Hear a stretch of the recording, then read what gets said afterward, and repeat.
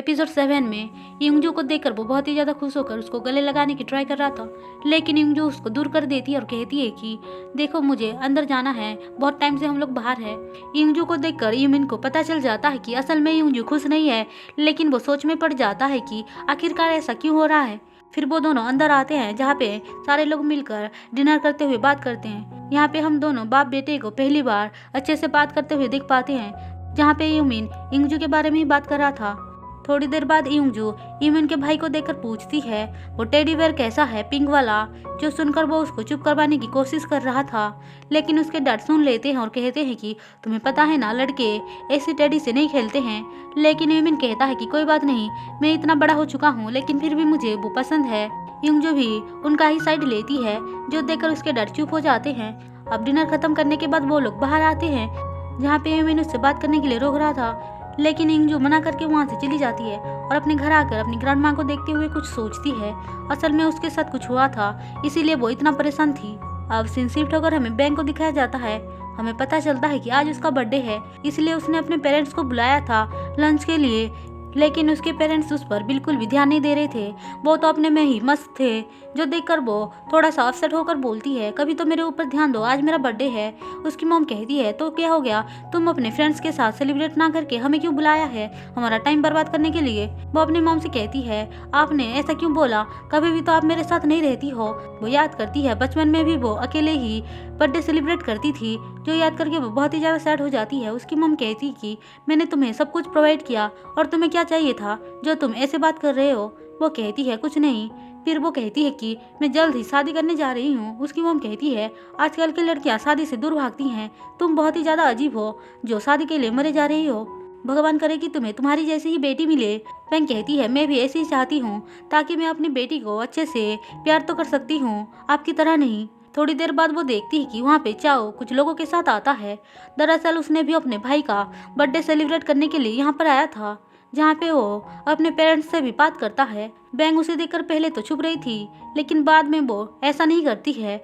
उसके पेरेंट्स भी उसको बाय बोलकर चले जाते हैं और ये बेचारी उनको देख रही होती और सोच रही होती कि ये सारे लोग मिलकर उसका भी बर्थडे सेलिब्रेट कर रहे हैं, लेकिन वो सिर्फ उसका सपना होता है। इसलिए वो सैड होकर वहाँ से बाहर निकलती है, लेकिन तभी उसको चाव मिल जाता है और वो पूछता है कि तुम यहाँ पे क्या कर रहे हो। फिर वो अपने भाई बहन से उसको मिलवाता है। दरअसल वो चारों उसके ही भाई बहन होते हैं, जो देखकर बैंक कहती है कि आज मेरा भी बर्थडे है, लेकिन उसने चुप कर से बोला था। फिर वो वहाँ से चली आती है अपने शॉप पे और बाहर बैठकर सोच रही होती है कि पता नहीं मेरे साथ ही ऐसा क्यों होता है। तभी वहाँ पे चाव आता है और उसका बर्थडे सेलिब्रेट करता है, जो देखकर बैंक को बहुत ही ज़्यादा अच्छा लगता है। उसके बाद हमें युमिन को दिखाया जाता है, जहाँ पे युमिन को भी सब कुछ अच्छा लग रहा था, क्योंकि वो प्यार में जो पड़ चुका था। थोड़ी देर बाद युमिन से मिलने के लिए बैंक, चाओ और बाकी सब भी आ रहे थे, जहाँ पे बैंक युंगजू को शर्ट देकर पूछती है तुम्हें क्या हुआ है। तो वो कहती है नहीं नहीं कुछ नहीं हुआ, मैं थोड़ा सा परेशान हूँ क्योंकि आज सैंपल लेना है ना। बैंक कहती है कोई बात नहीं, ये खा लो, इसे खाकर तुम्हारा मूड सही हो जाएगा। फिर वो उसको चॉकलेट खाने के लिए देती है। अब थोड़ी देर बाद वो गांव में पहुंच जाते हैं, जहाँ पे युंगजू विलेज वालों को खाना खाते हुए देखकर वहीं पे ही रुक जाती है और पूछती है कि आप लोग यहाँ पे क्या कर रहे हो। तो वो लोग कहते हैं अच्छा तुम क्या। फिर वो उसको बताते हैं कि कैसे युमिन कुछ दिनों से सिर्फ युंगजू के बारे में ही बात कर करके सारे लोगों को परेशान कर रहा है।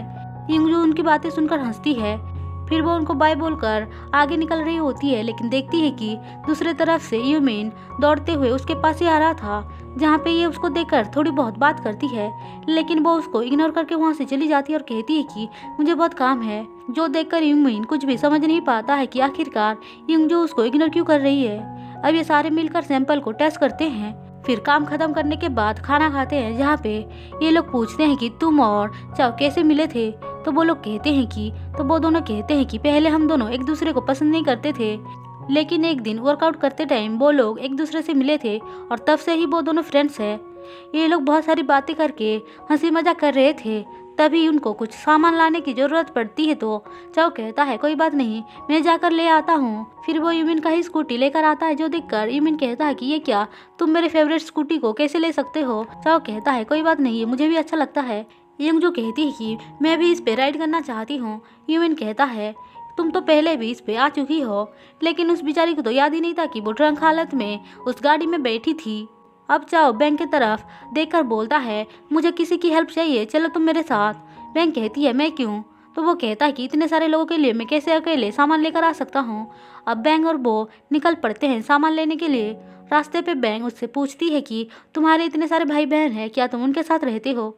चाओ कहता है नहीं, मैं घर से भाग गया था। बैंक कहती है मैं सारे सीक्रेट्स को जानना चाहती हूँ। फिर वो उसको पकड़ लेती है, जो देखकर चाओ को यकीन नहीं होता है कि बैंक उसको पकड़कर बैठी है। दरअसल बैंक भी उसको पसंद करने लग गई थी। वहीं दूसरी तरफ इंगजू रिवर के पास खड़ी होकर कुछ सोच रही थी। तभी वहाँ पे यूमिन आकर कहता है कि तुम यहाँ पे क्या कर रही हो? दरअसल इंगजू ने जब यूमिन को बचाया था उस टाइम उसकी ग्रैंड माँ की तबीयत भी खराब हो गई थी और उसके ग्रैंड माँ ने उसको बहुत सारा कॉल्स किया था, लेकिन वो यूमिन को बचा रही थी, इसीलिए उसने अपने ग्रैंड माँ की हेल्प नहीं कर पाई और उस बात का रिग्रेट आज तक उसको है। वो सोचती रहती है कि अगर उस दिन यूमिन को उसने नहीं बचाया होता तो शायद आज उसकी ग्रैंड माँ की कंडीशन सही होती। यूमिन कहता है तुम मुझे देखकर इग्नोर क्यों कर रहे हो? वो कहती है कि ऐसा कुछ भी नहीं है, मुझे बस कुछ चीज़ों को सॉर्ट आउट करना है, वो सही करने के बाद मैं तुम्हें इग्नोर करना बंद कर दूंगी। अब ये लोग बात कर ही रहे थे कि तभी वहाँ पे कांग आकर कहता है कि राव के डैड की तबीयत अचानक से खराब हो गई है, इसलिए वो यहाँ से जाना चाहता है। राव बैंक के कलीग का नाम होता है। ये बात सुनते ही सारे वहाँ पे चले जाते हैं, जहाँ पे राव बहुत ही ज्यादा परेशान होकर घर जाने के लिए सोच रहा था। उसकी ऐसी हालत देखकर यूमिन कहता है तुम तो ड्रंक हो, तुम कैसे अकेले जा सकते हो? फिर वो तीनों मिलकर उसके डैड के पास जाते हैं, जहाँ पे उसको पता चलता है कि उसके डैड की कंडीशन बहुत ही ज्यादा खराब है और उनकी सर्जरी करना पड़ेगा, इसीलिए वो उनसे पेपर भी साइन करवाते हैं। लेकिन राव ऐसा करने से थोड़ा डर रहा था, जो देखकर इंगजू उसको समझाती है कि उसको ये करना पड़ेगा। दरअसल इंगजू को राव को देखकर अपनी हालत याद आ रही थी, कैसे वो भी अपनी ग्रैंड माँ के लिए ऐसा कर रही थी। फिर वो उसको सब कुछ समझाती है और ये बताती है कि कैसे उसको उसके डैड की ख्याल रखना है, जो देखकर यूमिन समझ जाता है कि असल में इंगजू ने बहुत सारे चीजों की फेस की है, इसीलिए वो राव के डैड की ट्रीटमेंट की पैसे दे देता है, जो देखकर राव कहता है कि आपने ऐसा क्यों किया? उसकी बातें सुनकर यूमिन कहता है कि तुम्हें पैसे वापस करने की कोई ज़रूरत नहीं है, मैंने बस तुम्हारी हेल्प की है, क्योंकि कुछ लोग होते हैं जो बिना स्वार्थ के लोगों की हेल्प करते हैं और ये सोचते रहते हैं कि हमने बहुत बड़ी गलती कर दी। फिर ये दोनों घर जाने के लिए बाहर निकलते हैं तो देखते हैं बारिश हो रही है, जो देखकर इंगजू कहती है कि अब पता नहीं क्या होगा। फिर वैसे ही वहाँ से निकल जाती है और यूमिन उसको अपना शर्ट खोल कर दे रहा था कि उसको पहनकर वो आराम से जा सकती थी, लेकिन इंगजू तो पहले ही भाग गई थी, जो देखकर वो सोचता है कि क्या ये ड्रामा नहीं देखती है। फिर वो उसके पास आकर उसको कवर करता है और कहता है कि मैं तुम्हें घर छोड़ दूंगा। अब ये दोनों घर आते हैं, जहाँ पे उसकी ग्रैंड माँ यूमिन को देखते ही घर बुला लेती है और कहती है कि आज तुम यहाँ पे डिनर करके ही जाना, जो सुनकर इंगजू को बहुत ही ज़्यादा एम्बरेस फील हो रहा था। फिर भी वो डिनर बनाती है और सारे मिलकर डिनर करते हुए इंजॉय करते हैं। उसकी ग्रैंड माँ कहती है मुझे पता है तुम वही लड़का हो ना जिसके बारे में इंगजू हमेशा बात करती रहती है, लेकिन इंगजू को बहुत ही ज़्यादा एम्बरेस फील हो रहा था, इसीलिए वो अपनी ग्रैंड माँ को सब कुछ बताने से मना कर रही थी, लेकिन यूमिन मुस्कुरा रहा था। अब ये लोग डिनर खत्म करने के बाद मूवीज देखते हैं, जहाँ पे मूवी देखते देखते इंगजू सो जाती है, इसलिए यूमिन उसका बहुत केयर करता है, जो देखकर उसकी ग्रैंड माँ कहती है कि आखिरकार कोई तो मिला जो इसके लिए इतना केयर कर रहा है। यूमिन कहता है मैंने इस बारे में किसी को नहीं बताया, लेकिन मैं आपको बताना चाहता हूँ कि मैं इंगजू को बहुत ही ज़्यादा पसंद करता हूँ। उसकी ग्रैंड माँ ये बात सुनकर खुश होती है। अब यूमिन इंगजू को बेड पे लाकर लेटा देता है। अब सुबह होते ही इंगजू की आँख खुलती है तो वो देखती है वहाँ पे वो सोई हुई है, तो उसको समझ में नहीं आता कि वो कैसे बेड पे आई।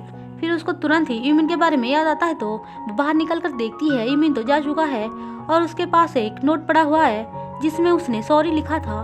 उसको समझ में आ जाता है कि ग्रैंडमा ने असल में यूमिन को सब कुछ बता दिया, जो सुनकर वो सोचती है पता नहीं उसने क्या सोचा होगा। फिर वो उसको कॉल करती है, लेकिन उसका कॉल नहीं लगता है, फ़ोन स्विच ऑफ आ रहा था, इसीलिए वो सीधे उससे मिलने के लिए गांव में आती है, जहाँ पे उसको पता चलता है कि असल में आज रात किसी का एक्सीडेंट हो गया था, इसीलिए सारे उसको हॉस्पिटल लेकर जा रहे हैं और उनको पता भी चलता है कि उस आदमी का फ़ोन स्विच ऑफ आ रहा है।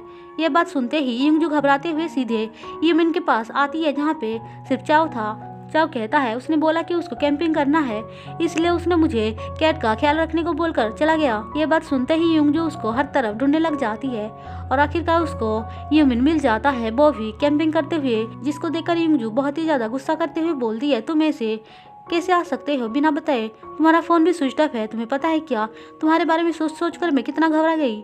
यूमिन कहता है मैं तो सिर्फ यहाँ पे थोड़ी देर के लिए रहने के लिए आया था। युंगजू कहती है ऐसी गलती फिर कभी मत करना। यूमिन उसे कंफर्ट करते हुए बोलता है तुम चिंता मत करो, मैं तुम्हें कभी भी छोड़कर नहीं जाऊँगा। युंगजू कहती है देखो ना तुमने मेरी जैसी लड़की को क्या से क्या बना दिया। अब यूमिन उसको किस करता है और इसी के साथ एपिसोड 7 खत्म होता है।